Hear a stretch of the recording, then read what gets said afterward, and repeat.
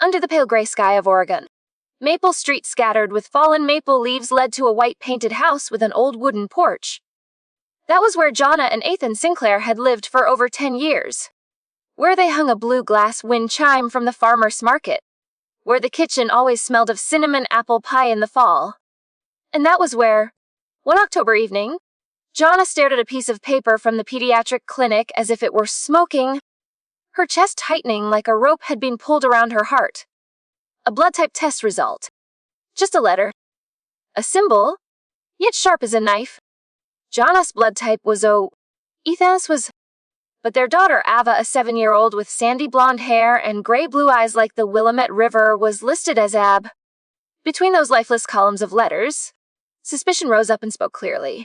She can be your child. Jonna heard the kettle boiling as though it were in some faraway kitchen.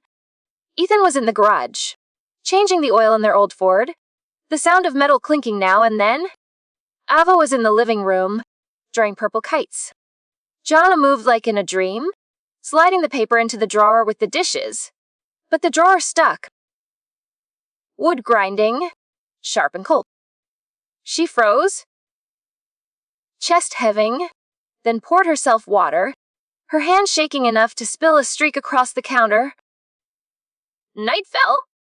Lake winds tapped the glass. Ethan came back from the shower. Hair damp, smelling of machine oil and soap. He saw his wife curled in a shawl on the porch. You okay? He asked softly. One question. Jonna put her tea on the railing. What is Ava's blood type? Ethan blinked. What do you ask? Did the doctor say something? Jonna locked eyes with him. That is not possible. Ethan's face froze into stone under the porch light. He turned away, biting his lip, and in that half-second Jonna felt fear. Fear of something deep and dark stirring awake. You are Erd, Ethan said, forcing a smile. It is probably just a mistake. Tomorrow I will call the doctor. They could V-typed it wrong. Done? Jonna's voice rasped. Done tea call. Just answer me. Silence opened wide like a canyon between them. Ethan stared into the dark yard, the maple trees whispering. Finally he spoke slowly, each word like gravel. Ava is our daughter. Swear it? Jonna demanded. A vow was fragile, but sometimes it was everything. Ethan did not answer right away. His calloused hand gripped the railing, silence stretching long enough for the wind to push cold into Jonna's bones. I swear, he said at last, his voice sliding down an invisible cliff. The days that followed felt like her head was an attic full of dust, every object hidden under sheets, every corner with cobwebs. Jonna went to her job at the Salem Public Library. Shelving books, smiling at borrowers, issuing late fees. But every time she touched the hardcover of family novels, stories of steady happiness, her chest ached. At night, she looked at Ava, the little girl who laughed easily, who liked to crawl into her parents' bed each morning, tugging the blanket, demanding pancakes shaped like smiley faces. Jonna blamed herself for looking at the child through a lens of doubt. But that white sheet with imprinted on it was like a thorn under skin, painful with every movement. One Saturday night, while Ethan and Ava built a Lego castle in the living room, Jonna opened her laptop. She typed, determine parentage blood type, last errors. Can Owen parents have a child? The results were clear. Merciless. Except for mutations so rare they were practically impossible. It could not happen. She printed an article, laid it on the kitchen table, and she waited. Ethan read it, his eyes skimming like a man swimming across an icy lake. He said nothing. The clock ticked on the wall. Finally, he sat, covered his face with his hands, exhaled a long breath, as though releasing years all at once. His voice was low. Do not know where to start. Start with the truth. Jonna said. He raised his eyes. In them something broke, gleaming with pain. Is not our biological child. The kitchen shrank. Sound drained from the air. Jonna heard the refrigerator hum, heard Ava's footsteps thumping upstairs. She wanted to scream, to smash something, to force him to say he was joking. But Ethan had laid those words down between them like a cracked cup that could not be mended. Who is she? Jonna whispered, her own voice hard to hear. Ethan looked at his hands. She is adopted 3 years ago. Jonna let out a laugh. Paper? 3 years. But Ava has been here 6. What are you talking about? Ethan stared at her for a long time. Then stood, opened the high cupboard, and took down a wooden box. He set it on the table. Inside was a blue ribbon, a tiny bracelet engraved Lila, and a stack of photos. Jonna's hands shook as she picked up the first. A little girl, maybe 2 years old, with soft brown hair and bright blue eyes, smiling at a cupcake with frosting. A pink party hat crooked on her head. Jonna's heart stopped, then pounded wildly. She turned to the next photo. A hospital scene. Tubes. Pale face still smiling. Lila. Our daughter. Ethan said. Lila. Inside Jonna was a storm. Do not remember. She shook her head. Remember? You forgot. Ethan said. Eyes red. Her illness took her. A month later. You collapsed. The doctor said it was trauma-induced amnesia. You did not recognize the hospital room. You did not remember the funeral. You looked at the photos as if they were strangers. The kitchen wall seemed to sway. On it hung a seascape painting she had chosen at a thrift store years ago.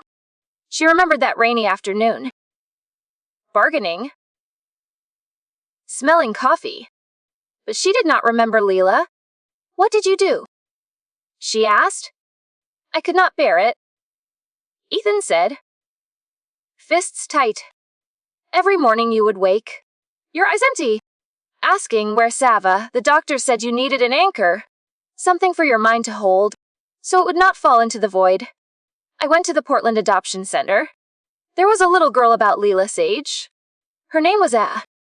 You met her in the backyard of the center, and for the first time in weeks. You smiled. Jonna shivered.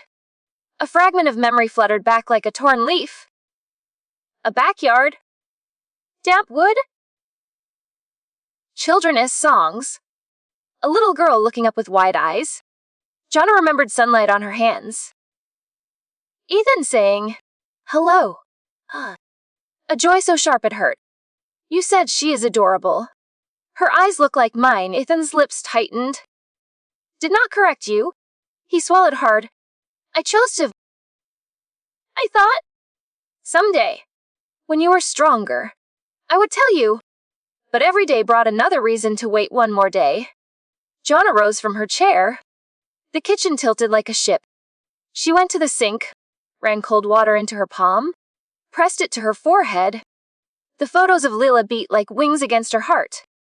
Ava, the child she had hugged, kissed, read Charlotte's Web to each night, suddenly uncertain.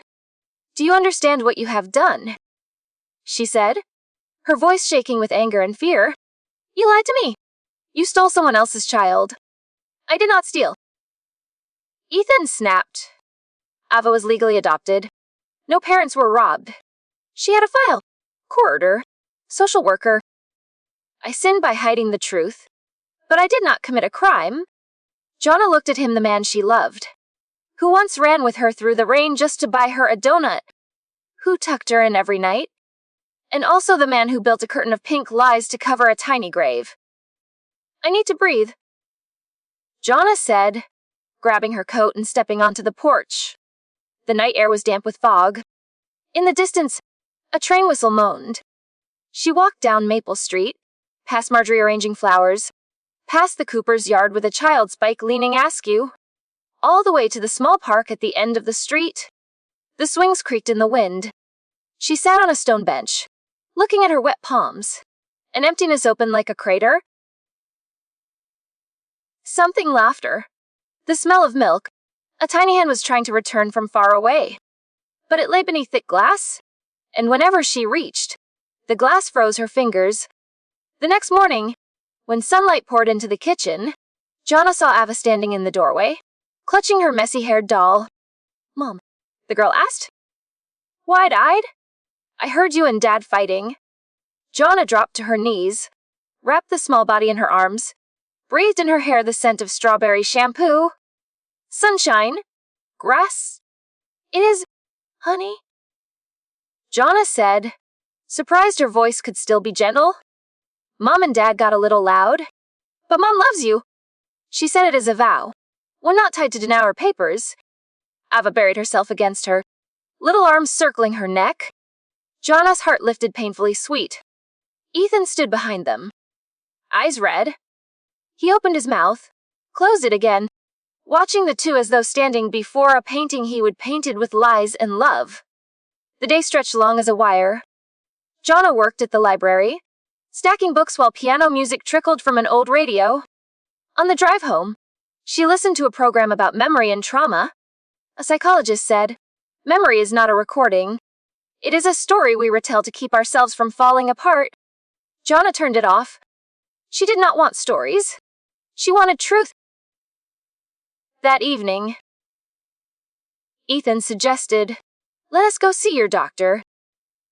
Dr. Riz! She knows everything. I promised her one day I would tell you. Maybe today is that day. Jonna nodded.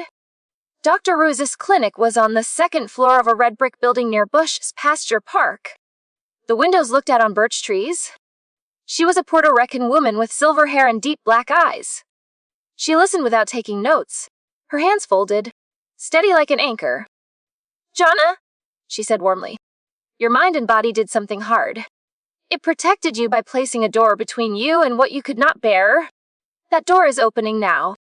I feel like a liar. Jonna whispered, I lived with a child and gave her a role that was not hers. You are not a liar. You loved? Ruiz said. What you gave Ava was real. Love is not forensic science. It does not require lab tests. And Lila? Jonna asked. My real daughter. I do not remember. What kind of mother am I? Ruiz tilted her head.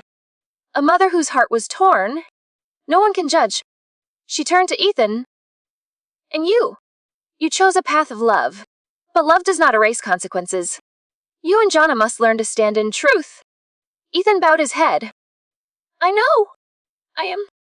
The first step, Ruiz said, is giving Jonna the chance to meet her memories again. If she wants, we can use safe memory therapy.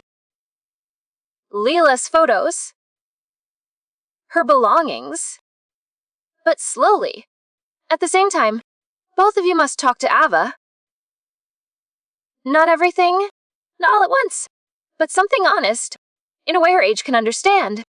Fear rippled through Jonna, but in that fear was solid ground. She nodded.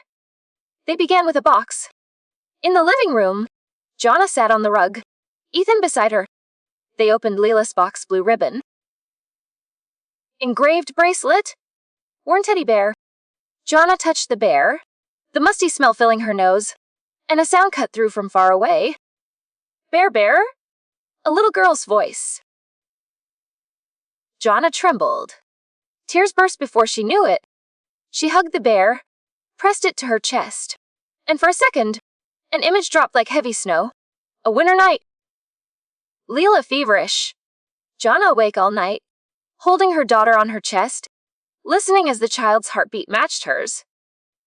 Bear, bear? The girl whispered, kissing the toy. Jonna collapsed forward, sobs shaking her. Ethan wrapped his arms around her, silent. In the days that followed, they continued. Tiny yellow sweater. A nursery rhyme Lila had loved. Each item pulled back a thread of memory. Not all returned.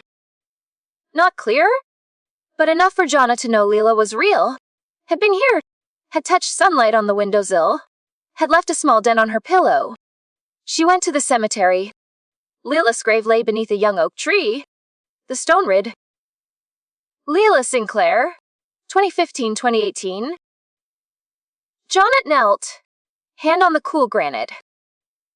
Sweetheart. She whispered, late, but I am here now. The wind rustled, oak leaves trembling like a tiny answer. When they returned, Ava sat at the kitchen table with a cereal bowl, watching Jonna. The child had heard parts of the story in the way children do. Whispers, silences, fragments fallen from adult eyes. Jonna drew a deep breath, sat beside her, sat across, watchful. Sweetheart, Jonna said, there is something Mom and Dad need to tell you. You came to our family in a special way. You were adopted. That means Mom and Dad chose you.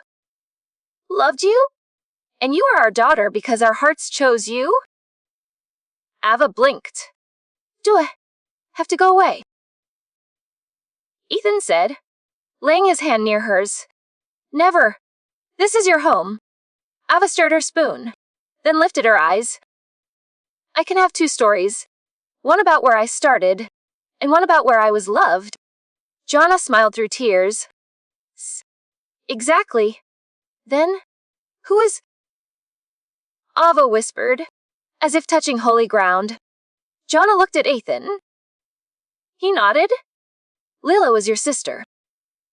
Jonna said, she was here before you came.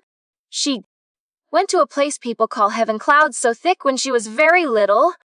Mom forgot her for a while because Mom's heart was sick. But now Mom remembers. Ava was quiet for a long time. Then she ran to the bookshelf, grabbed the worn teddy bear. She hugged it, then placed it in Jonna's hands. Mom, keep this, she said, to remember her, and I will have Bunny. She fetched her white stuffed rabbit, hugged it tight, smiling like sunlight through gray clouds. Jonna hugged the teddy. She felt 2 threads Lila and Ava stretched across her shoulders, tied to her heart, taut with pain yet warm.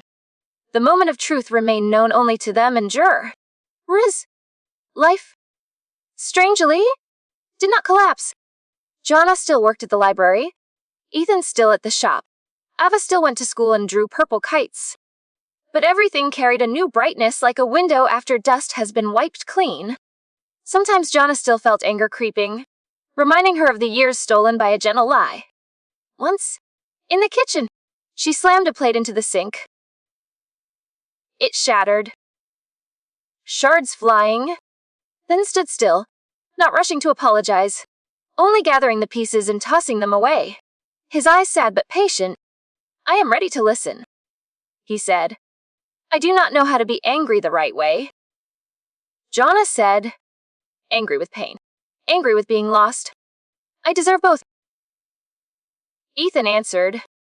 They went to marriage counseling alongside Jonna's sessions with Jur. Riz. They learned to say, I feel, instead of you always. They learned to place hands on the table, palms open, not clenched. They learned to pause an argument when hearts raced too fast, to return after walking around the block. Clever in the way of loved children, sometimes said things that forced Jonna to swallow tears. One evening, sitting on the porch watching fireflies, Ava asked, if Lila's on the clouds, would she like me? Of course. Jonna stroked her hair. She would think you are a miracle. Then, we are a miracle family. Ava nodded firmly, as if she would solved a math problem. Winter came, and snow fell lightly rare in this region.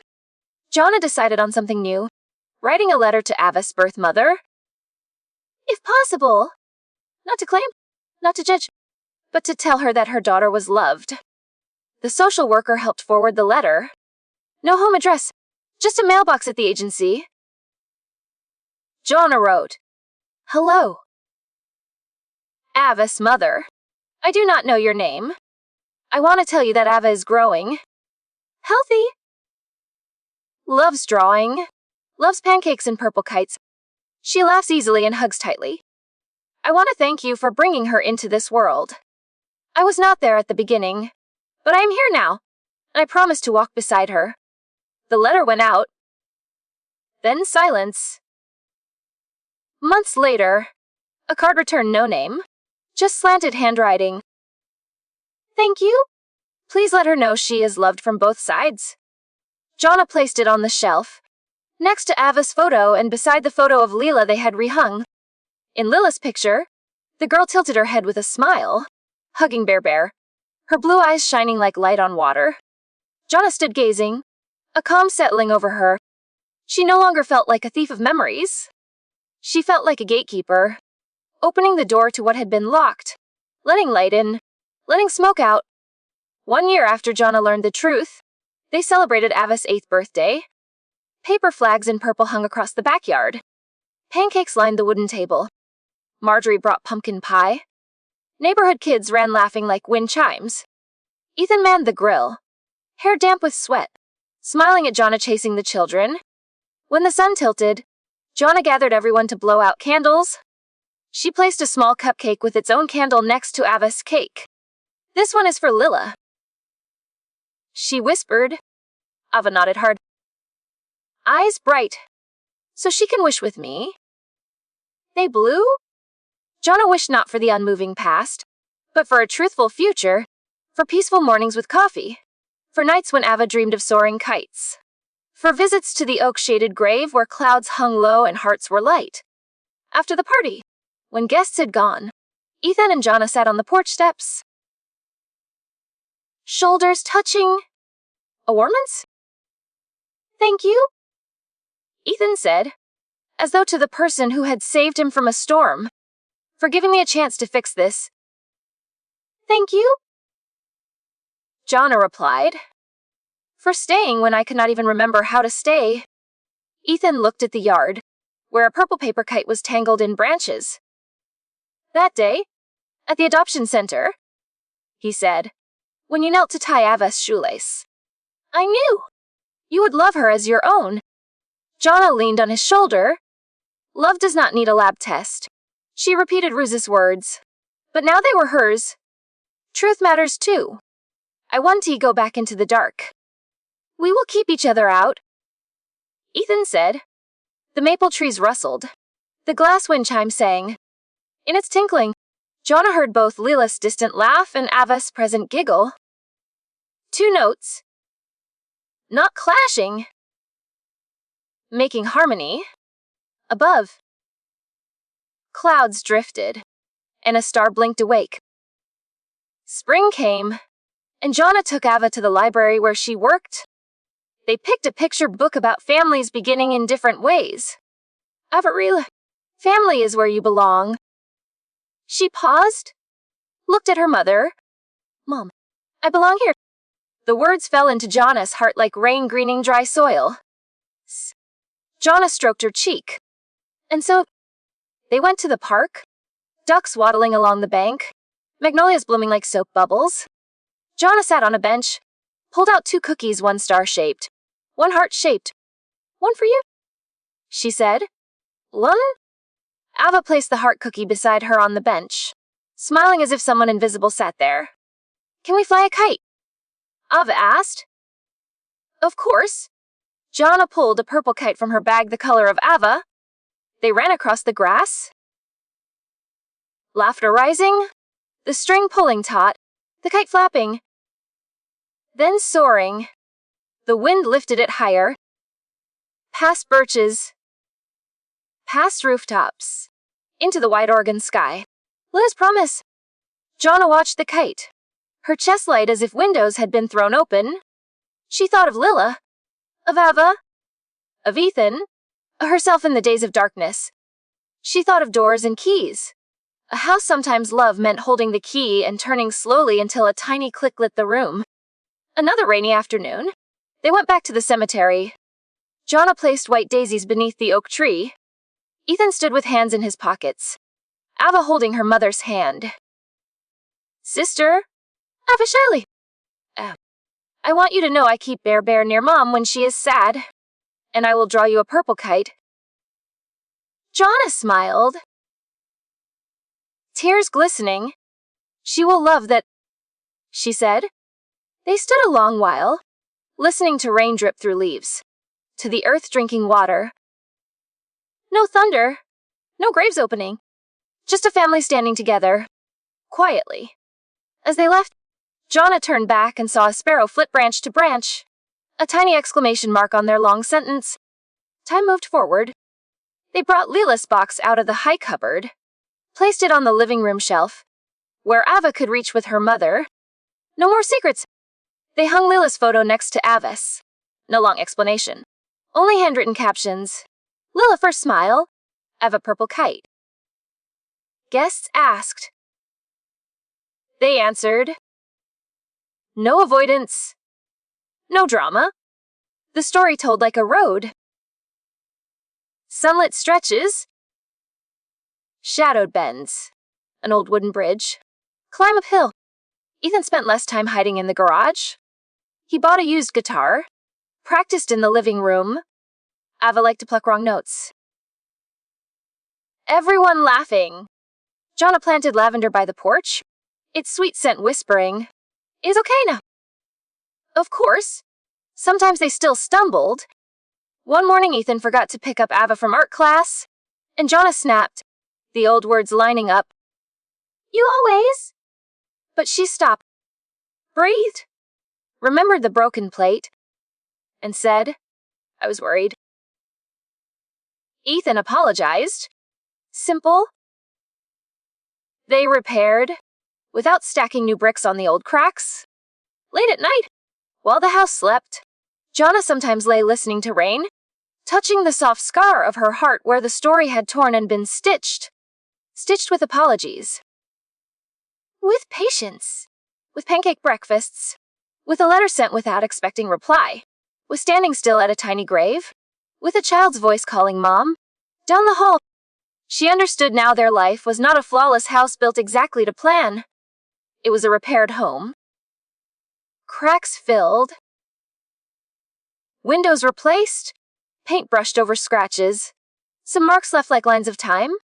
But it was home. The place where each night they returned. Hung coats. Turned on lights. And knew they belonged.